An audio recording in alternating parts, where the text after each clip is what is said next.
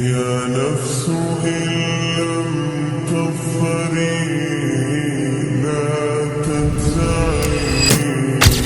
دعا ہماری زندگی کا ایک بہت ہی اہم حصہ ہے اور مومن کا ہتھیار بھی ہے. اللہ تعالیٰ کے ساتھ کنیکٹ کرنے کا ایک بہت اسٹرانگ ذریعہ ہے. اور ہم جب دل سے دعا مانگتے ہیں تو ہمیں وہ کنیکشن فیل بھی ہوتا ہے. لیکن دعا میں ایک یہ ہے کہ میں اپنے الفاظ میں دعا کروں، اور ظاہر ہے وہ بھی دل سے کی جائے تو اللہ تو سننے والے ہیں. دوسری آپشن یہ ہے کہ میں رسول اللہ صلی اللہ علیہ وآلہ وسلم کے الفاظ سے دعا کروں، انہوں نے جو مجھے سکھائے، ظاہر ان کو اللہ نے سکھائے. اور تیسری یہ آپشن ہے کہ میں اللہ تعالیٰ نے جو الفاظ سکھائے کہ اس طرح سے مجھ سے مانگو، ان سے ہم دعا مانگیں. اس میں اب مجھے بتانے کی ضرورت نہیں ہے کہ ظاہری بات ہے اللہ نے جو چیز سکھا دی انسانیت کو اس سے اوپر کوئی چیز نہیں ہے. سو سب سے پہلی دعا جو اللہ تعالیٰ نے انسانیت کو سکھائی ہے حضرت آدم کے ذریعے، اس کے بارے میں آج آپ سے ڈسکشن کرنے کا ارادہ ہے.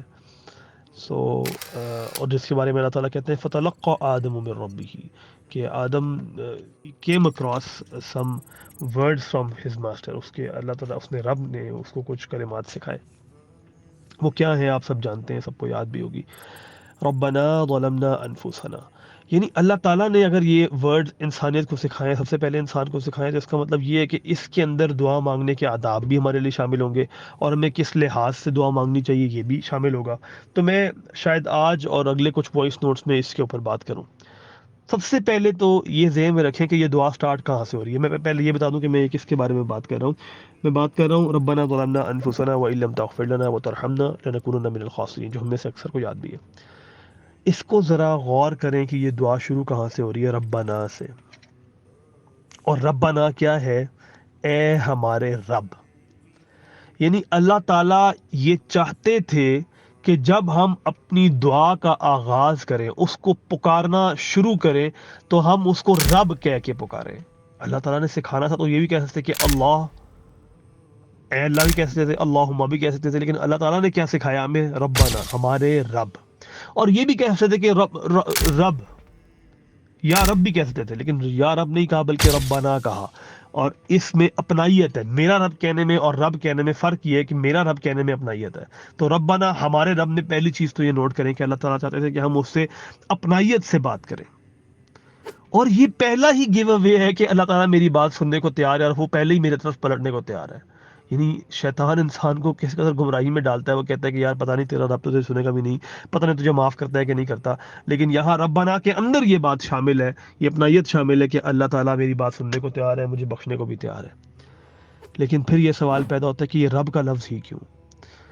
یہی وہ لفظ ہے جو اللہ تعالیٰ نے ہر دعا میں ہمیں سکھایا ہے. یہی وہ لفظ ہے جس سے اللہ تعالیٰ نے اپنے آپ کو ہمیشہ انٹروڈیوس کیا ہے، چاہے سورہ فاتحہ میں ہو الحمدللہ رب العالمین، چاہے رسول اللہ صلی اللہ علیہ وسلم کو انٹروڈیوس کیا ہو اقرا بسم ربک الذی خلق، یا موسیٰ علیہ السلام کو پہلی دفعہ انٹروڈیوس کیا ہو انی انا ربک فاخلع علیک، یا ایون ابلیس تک نے جب اللہ سے مہلت مانگی ہے تو اسی لفظ سے مہلت، اسی لفظ سے کہا ہے قال ربی فانظرنی الی یوم یبعثون. انبیاء نے جب بھی دعا مانگی تو ربنا ربنا رب اجعلنی مقیم الصلاۃ، ہر نبی نے ایسے ہی دعا مانگی ہے. تو کیا اس ورڈ میں خاص بات کیا ہے؟ بہت ڈیٹیل کو چھوٹا کر کے بتا رہا ہوں کہ اس کے اندر ہمارا اللہ تعالیٰ کے ساتھ کمپلیٹ تعلق شامل ہے. تو اس کے بارے میں دو باتیں سمجھ لیں.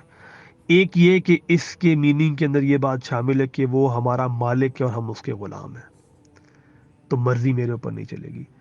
تو ابھی ہم کیا کر کے آئے تھے؟ گناہ کر کے آئے تھے، اور اللہ کو پکار رہے ہیں رب کہہ کے کہ میرا مالک ہے.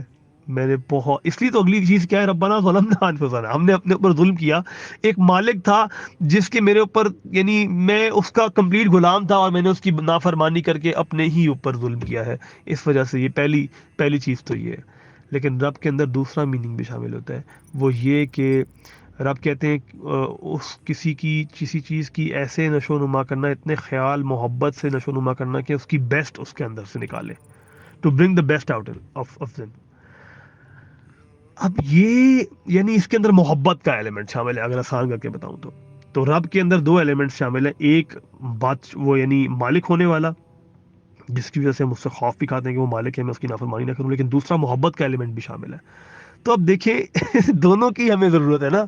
جب ہم معافی مانگنے کے لیے آئے ہیں، پہلی چیز ہمیں یہ فیل ہونی چاہیے کہ ہم نے کس قدر بڑی ذات کی نافرمانی کی ہے، کس قدر عظیم ذات تھی وہ، میرا عظیم مالک تھا جس کی میں نے نافرمانی کی ہے.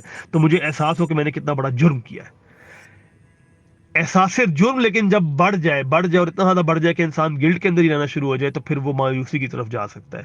تو پھر رب کا دوسرا ایلیمنٹ ہے محبت والا. تو وہ محبت بھی مجھے سب سے زیادہ کرتا ہے، تو وہ مجھے بخشنے کو بھی تیار ہے. بہت ہی خوبصورت بات ہے. تو یہ میں نے ابھی آپ سے صرف دعا کے پہلے حصے کے اوپر بات کی ہے جو کہ ربنا ہے. تو ہمیں آداب کیا سکھائے جا رہے ہیں؟ جب بھی ہم دعا مانگیں رب سے مانگیں. اور اب آج کے بعد جب آپ رب کا لفظ ادا کریں تو آپ کے ذہن میں یہ دونوں باتیں ہوں کہ وہ میرا مالک بھی ہے. آپ کے ذہن میں تازہ ہو جائے کہ میں نے کس کی نافرمانی کی ہے، کس عظیم ذات کی نافرمانی کی ہے. اور ساتھ ہی ساتھ یہ بھی ہو کہ میں نے نافرمانی کی ہے لیکن وہ مجھ سے محبت بھی بہت کرتا ہے، میں بھی اس کی طرف پلٹوں گا سچے دل سے توبہ کرتا ہوں، سچے دل سے ارادہ کرتا ہوں کہ آج کے بعد یہ گناہ نہیں کروں گا. تو وہ مجھے بخشنے کو بھی تیار ہے. قل يا عبادي الذين أسرفوا على أنفسهم لا تقنطوا من رحمة الله إن الله يغفر الذنوب جميعا إنه هو الغفور الرحيم.